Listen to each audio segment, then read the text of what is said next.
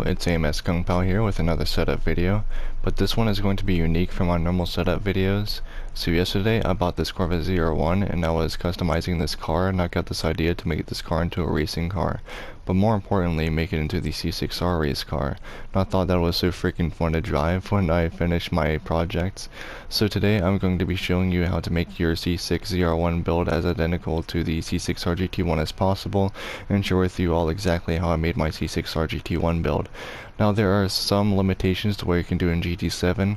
However, this car drives just like how I'd imagine the C6R race car to drive. So it has similar traction of a racing car, cornering, and the top speed is pretty similar as well. Now the acceleration is a little bit slower than how fast the C6R should be, and I have upgraded my supercharger to get more torque and the same amount of power, so the acceleration is nearly similar to how the C6R should accelerate as well. So with that out of the way, let's move on to my build. Now I'll be showing you how to get your car to look identical as possible to the C6R racing car in real life. So the wheels that I have, actually looked up photos of the Corvette C6R. I found one with these racing wheels. They look exactly the same. So that's basically what I applied. I used to apply these because I thought these looked the same as the one I saw in the photo, but these look like exact. I looked through every wheel, so yeah, they're BBS wheels for sure, the ones in real life, so that I know for certain. So the next thing, you don't need to apply the wheels, by the way, if you don't like them. They don't really affect the performance whatsoever.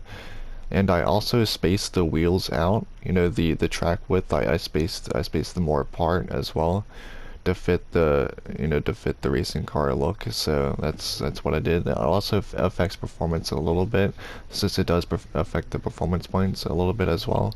So if you do that, it does change the performance just a little bit, though, not very much, but you will notice it. For the paint color, I mean, I just had this, basic Corvette yellow. It's like this Corvette racing yellow that I had. So I just go here to Corvette. I didn't apply like an actual livery because I honestly couldn't find one that was good enough for me. So I just applied this, basic Corvette racing yellow tint coat to the car. And for the custom parts, I just put everything type A.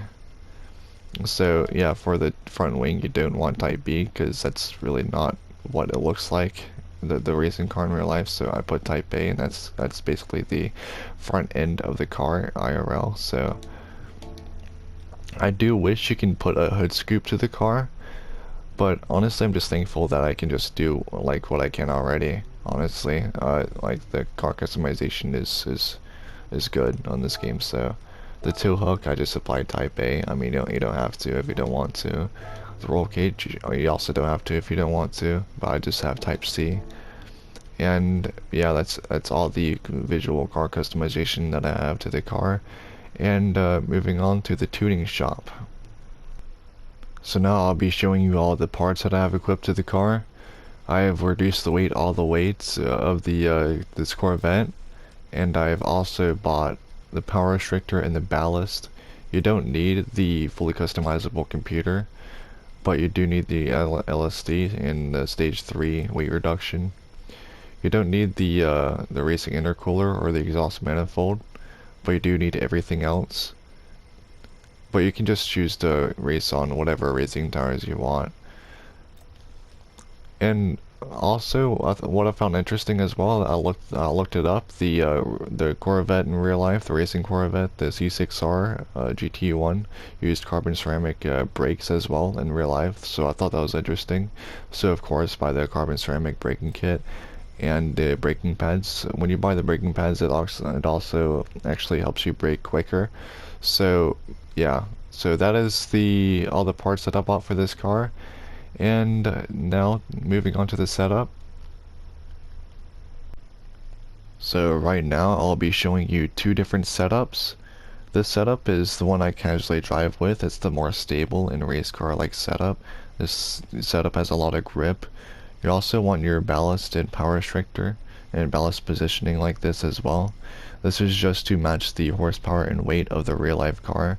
You also want these power upgrades too to match that. and this is the transmission that I usually use.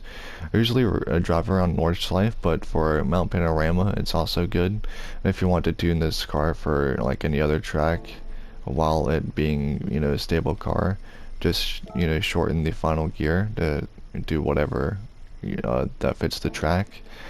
And yeah, this is my full setup that I have. And now I'll show you my Laguna Seca setup. So this is the exact setup that I used to get the Laguna Seca lap that I did. This setup is pretty darn loose though, so be really careful on the throttle. You do, you know, need to be more a little bit more experienced driver to really master this setup, since it is a bit wild.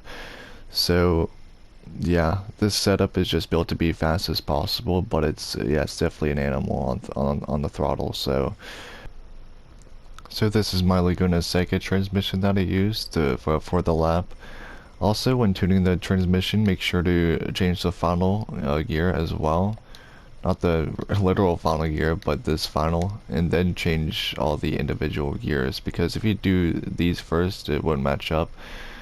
And if you do these first and then apply the final, it would just be really strange and weird. But anyway, that is my full setup. I now showed you both of my setups. You basically have my exact car now, and hope you enjoy this car, and here's my replay. Later, guys.